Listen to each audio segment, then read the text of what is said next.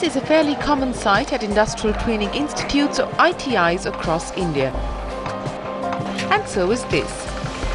Is there an active selection that takes place, or do boys and girls just naturally fall into ready slots? Today, the manufacturing sector in India, languishing as it is, still faces a shortage of skilled labour that runs into millions. Is this imposed self-selection that's taking place at the most basic level of education the root cause of some of our problems? The picture of women's higher education in India is quite startling. Now, since independence, the enrollment of women in colleges has increased from about 10% in 1947 to about 41% in 2010. But this number is still 20% lower than enrollment rates for men. Moreover, the report by the Department of Science and Technology highlights that women in India are being overrepresented in the humanities and medicine fields and significantly underrepresented in things like hardcore engineering jobs. Now, the only thing that one can probably be happy about is that India has a better male-to-female ratio for engineers than the US. But this is not the time for table thumping, because the situation is actually quite grim. Of India's women engineers, only about 3.5% find jobs in mainstream engineering businesses. Why is this happening? That's on the show this week. We travel to Jamshedpur, where these women are part of Tata Motors' bold experiment with diversity. As technology has improved over the years, we've seen that the number of women actually getting involved on shop floor operations has actually increased. From Jamshedpur, we head to Manesar, where Alka Kaul is holding her own in a factory full of men. Don't expect any preferential treatment. You will get preferential treatment, but just don't expect it as a right. And then we travel south to the ABB and Bosch plants, where women are slowly but surely taking over the shop floor. We looked at it and said, well, is there any particular reason why they need to be all male? And frankly speaking, there was no reason at all why they had to be male. Whether it's one of India's largest automobile companies with its oldest plant in Jamshedpur, manufacturing everything from the world's cheapest car to heavy commercial vehicles, or an SME unit in the industrial model township near Manesar, which manufactures auto ancillaries. The problems they face when it comes to hiring women are common.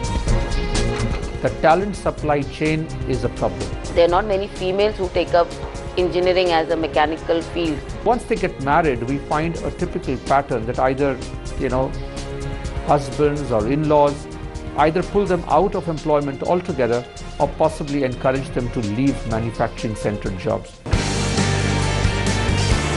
Tata Motors today has only about 5% women in manufacturing-related roles across all its plants in India.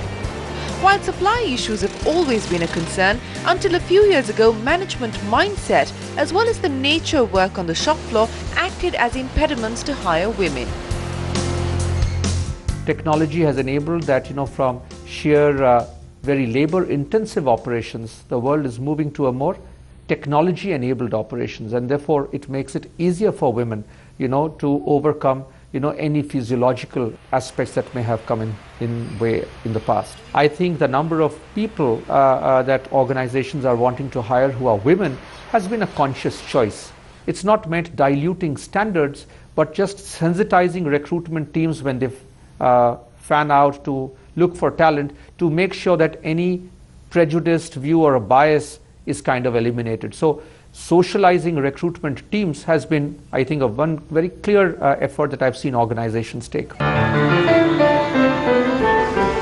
this batch of 30 women is one of Tata Motors' first bold experiments with actively envisioning a job for women on the shop floor. The job involves putting the finishing touches on one of Tata Motors' biggest commercial vehicles, the Prima World Truck. While this may sound like an easy enough task, it's one that's quite technical in nature. It involves meticulously checking every part of this massive automobile. It requires an eye for detail, dexterity, and a dogged persuasion for perfection.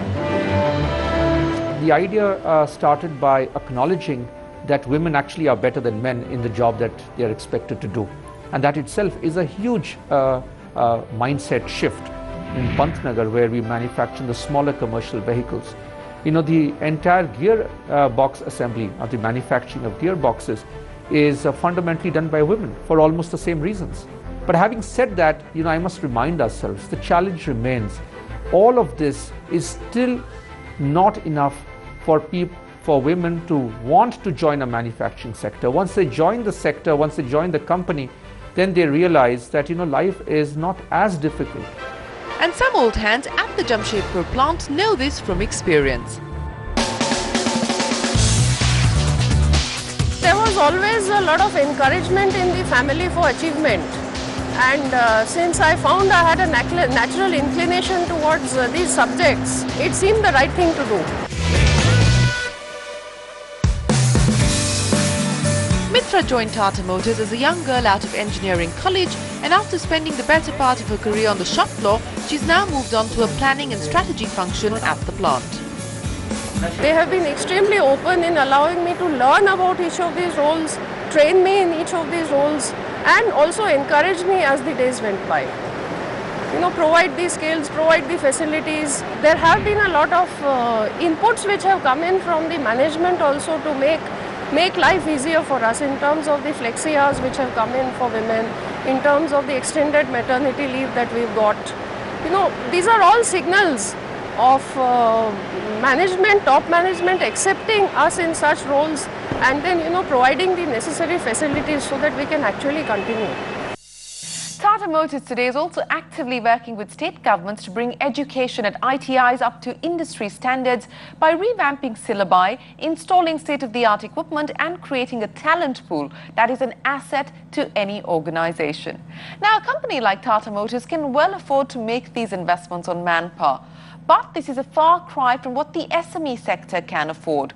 We caught up with Alka Kaul of Horizon Industrial Products, a small and medium enterprise, to understand the challenges SME faces when trying to diversify its workforce. We are, I think, 150. Out of them, I think there are only like 4 females. That also in the management area, not in the working operator level area. A doctor by training, Alka Kaul's taken 10 years to work her way up in the family's auto ancillary business, which supplies parts to Maruti, Honda and Yamaha. Kaul says she's earned her stripes and the respect of her employees, majority male, by working side by side with them on the shop floor and in R&D labs. Over the years, Kaul has tried integrating women into the workforce, but finds that recruiting, training and retaining women employees is an expensive proposition. There's a lot of investment in the sense we also send them out for training, be it CII or ECMA or our customers. So yes, that's a monetary cost also. Then there's also an emotional cost attached, because workers start listening to them, people start listening to them. So once they leave, another person comes, then it creates also a gap, and that kind of does not create a very fruitful environment for the females to work in, because now whoever will come next will be seen by the, gauged by the same scale. Kaul admits that past experiences have created a catch-22 situation for her. While she would like to hire more women because they do add balance to the team, she has a board to answer to. I would like to send a message out to girls that please, be more strong and don't expect any preferential treatment. You will get preferential treatment, but just don't expect it as a right. And have faith, because I think we girls feel that, this is not our field. We should not be standing on the shop floor and working. We cannot do hard labor. Of course, we can do hard labor. Females have all the time worked in agriculture sector in the fields. And parents need to be more supportive. As a society, we need to be very supportive. Families need to be supportive of women's careers. We cannot emphasize that enough. Also, as a society, we need to attach dignity to all kinds of work. There has to be dignity of labor in this country. We need to not stereotype work as well as the abilities of women workers. And this is something that we will delve into after the break, when we take a look at women who were once high school dropouts, today are earning their living and respect of their families by working at Bosch.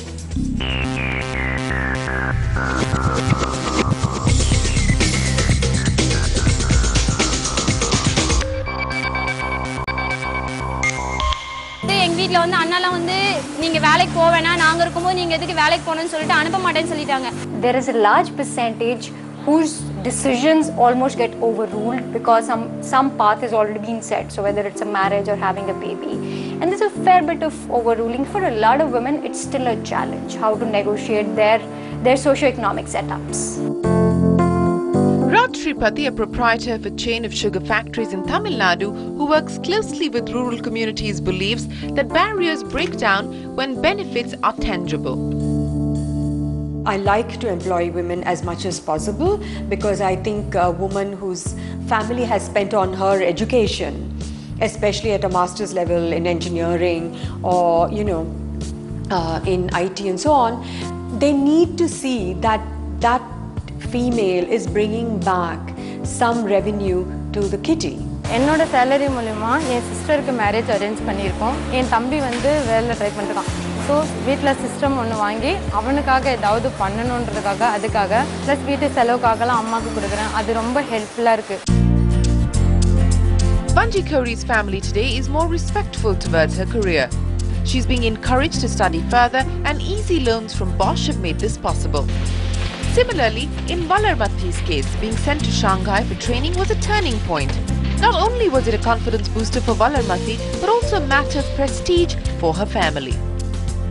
Yeah, I would first talk about buying in their families. Yeah? If at all ladies can come here and work on the shop floors, you should also, their family, the society around them should accept that. And this we try to do by having a family day. Yeah? The family day is an affair which is done every year. So we invite their families and show them where their children, where their daughters, where their sisters are working. The society at large here knows Bosch, knows how we work, so they also have a confidence in this setup. We have ladies in our security, we have a lady doctor here, we have lady officers, we have lady supervisors, and when a fresh fresh lady comes to work on the shop floor, she sees the shop floor filled up with ladies. That gives her straight away confidence that there are other girls, other workers here who are ladies, and so I also can work. And this plant, a couple of hours from Chennai, is one of Bosch's 6 units in India. Of the 120 associates working on the shop floor, 100 are women.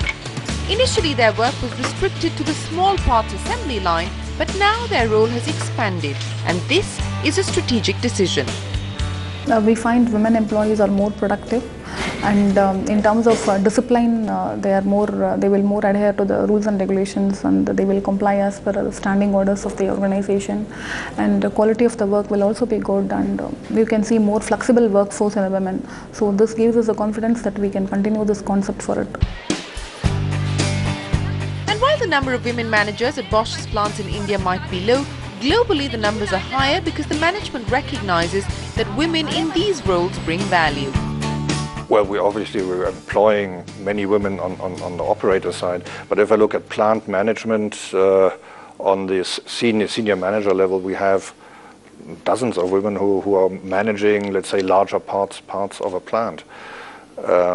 Because it has not only to do with the technology, it has a lot to do with managing people, managing a larger group of people, and women are at least as good at this as men, I would presume. Women are at least as good at managing people as men. There is a thin line between reality and stereotypes.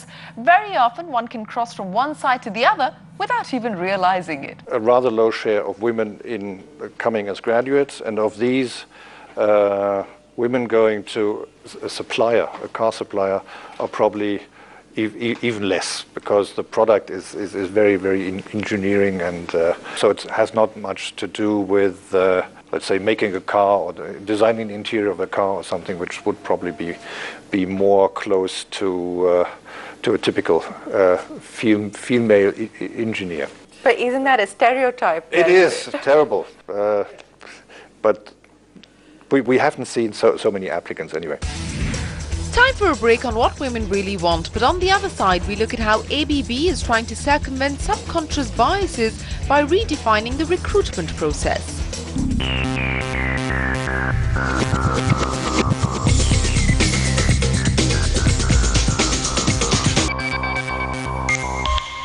Welcome back. You're watching What Women Really Want. So we've made the point so far about deficiencies in our education system and societal compulsions that tend to hold women back from pursuing careers in manufacturing. But the other piece of the story is that for women who do want careers in engineering, landing that first job is a major hurdle. Various studies and anecdotal evidence suggest that a large number of female engineering graduates often don't even get interview calls during campus recruitment. So here's what the employment picture looks like. Consultancy, 22.2%. Teaching, 20.7%. R&D, 10%. Government services, 7.7%. Industry, 3.5%. Also, female enrollment in the small-scale sector has risen over the years. Women have reported accepting employment in small-scale industry because they have what they say is no other option. So that's the situation. 1990, 9.1%, 2005, 28.8%. But the tide does seem to be turning. Slowly, options are opening up as multinational corporations realize the business case for diversity. Here's the story of a turnaround at ABB. Many of our assembly lines traditionally have been all male assembly lines. Male colleagues prefer to recruit a male colleague because they somehow have the perception that female employees are not serious about their career. We looked at it and said, well, is there any particular reason why they need to be all male? And frankly speaking, there was no reason at all why they had to be male. Companies like ABB or people who are in our kind of sector can do a much more can do much more to actually make it a much more attractive working place. And ABB has taken a very structured approach to become a workplace that's more attractive to women. Factory and office locations have daycare centres, flexible work hours, extended parental leaves. But the more concerted effort has come in ensuring that there is a conscious move to include women in the workforce. ABB's trainee replacement program is about creating a more realistic employee mix at the very first level of recruitment. We started a program to really change the mix, make it more natural mix. And very happy to tell you that we started with saying initially let's go as to 1:4. And within the first few months, we were at 1:2. The real thing is that why it took anyone that long to do it is really the question. And once the women have been recruited, the next step is ensuring that there's an equitable job rotation that takes place. For instance, at any given point of time, every ABB factory must have at least 5 women supervisors on the shop floor. And the third step is ensuring that the interview pipeline is inclusive. Every position which needs to be filled, we try to ensure that at least one women candidate is interviewed for that position. Of late, in the last couple of years, the ABB group itself has, embarked on ensuring, more gender diversity at senior, senior positions. We have had many instances of, women occupying senior roles.